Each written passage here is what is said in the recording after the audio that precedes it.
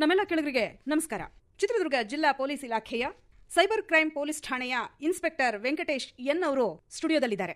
Cyber crime ಎಷ್ಟರ ಮಟ್ಟಿಗೆ ಕೆಲಸ ಮಾಡ್ತಾ ಇದೆ, ಯಾವ ರೀತಿಯಾಗಿ ವಂಚನೆಗಳು ನಡೀತಾ ಇದೆ, ತಂತ್ರಜ್ಞಾನವನ್ನ ಯಾವ ರೀತಿಯಾಗಿ ಬಳಸ್ಕೊಳ್ತಾ ಇದ್ದಾರೆ, ಇಷ್ಟೆಲ್ಲ ಮಾಹಿತಿಯನ್ನ ನಮಗಿವತ್ತು ಕೊಡ್ಲಿದ್ದಾರೆ ಸೈಬರ್ ಕ್ರೈಮ್ ಪೊಲೀಸ್ ಠಾಣೆಯ ಇನ್ಸ್ಪೆಕ್ಟರ್ ವೆಂಕಟೇಶ್ ಎನ್ ಅವರು. ನಮಸ್ಕಾರ, ಕಾರ್ಯಕ್ರಮಕ್ಕೆ ಸ್ವಾಗತ.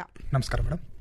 ಸರ್, ಈಗ ಸೈಬರ್ ಕ್ರೈಮ್ ಪೊಲೀಸ್ ಠಾಣೆ ಅನ್ನುವಂಥದ್ದೇ ಇರುತ್ತೆ ಅನ್ನುವಂಥದ್ದು ನಮ್ಮೆಲ್ಲ ಕೇಳುಗರಿಗೆ ಗೊತ್ತಿರುತ್ತಾ ಅಥವಾ ನಾವು ಗೊತ್ತು ಮಾಡಬೇಕಾಗಿದೆಯಾ? ಸೈಬರ್ ಕ್ರೈಮ್ ಪೊಲೀಸ್ ಠಾಣೆ CEN, ಸಂಕ್ಷಿಪ್ತವಾಗಿ ನಾವು CEN ಕ್ರೈಮ್ ಪೊಲೀಸ್ ಠಾಣೆ ಅಂತ ಹೇಳಿ ಕರಿತೇವೆ ಮೇಡಮ್. ಸಿ ಅಂದರೆ ಸೈಬರ್ ಕ್ರೈಮ್, ಇ ಅಂದರೆ ಎಕನಾಮಿಕ್ ಅಫೆನ್ಸಸ್, ಎನ್ ಅಂದರೆ ನಾರ್ಕೋಟಿಕ್ಸ್ ಕ್ರೈಮ್ ಪೊಲೀಸ್ ಸ್ಟೇಷನ್ ಅಂತ ಹೇಳಿ.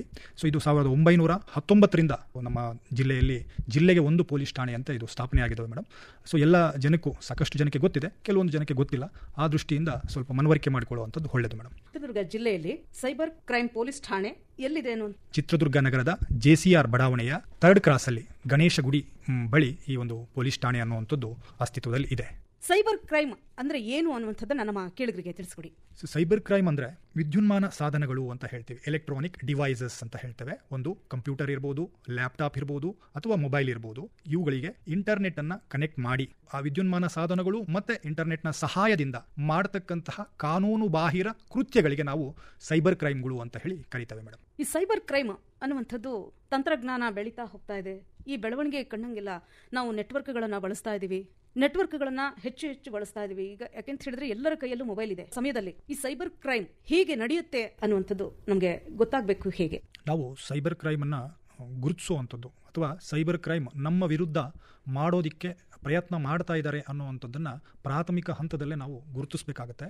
ಅವುಗಳಿಂದ ನಾವು ದೂರ ಇರಬೇಕಾಗುತ್ತೆ. ಫಾರ್ ಎಕ್ಸಾಂಪಲ್, ಒಂದು OTP ಕೇಳ್ತಾರೆ, ಬ್ಯಾಂಕ್ ಡೀಟೇಲ್ಸನ್ನು ಕೇಳ್ತಾರೆ, ಅಥವಾ ಯಾವುದೋ ಒಂದು ಅನಾಮಧೇಯ ಲಿಂಕ್ಗಳನ್ನು ನಮ್ಮ ಮೊಬೈಲ್ಗೆ ಕಳಿಸ್ಕೊಡ್ತಾರೆ.